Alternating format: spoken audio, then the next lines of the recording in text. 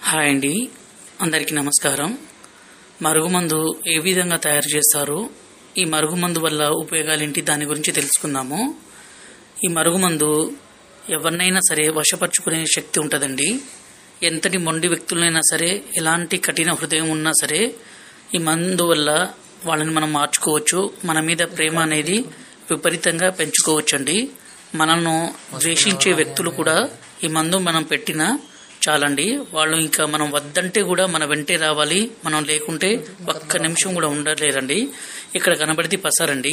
దీన్ని మనం బట్టలకి, చెప్పులకి, తలకి పోయడం ద్వారా ఎలాంటి మొండి వ్యక్తులైనా సరే మారిపోతారండి. అలాగే దీని పక్కన పౌడర్ అండి. ఈ పౌడర్ని మనం అన్నంలో కానీ, కర్రీస్లో కానీ, స్వీట్లో కానీ, కూల్ డ్రింక్స్లో కానీ, జ్యూస్లో కానీ కలిపి ఇవ్వచ్చండి. ఈ మరుగుమందు వల్ల ఎలాంటి చిన్నపాటి సైడ్ ఎఫెక్ట్స్ కూడా ఉండవండి. ఎందుకంటే స్వయంగా మేము తయారు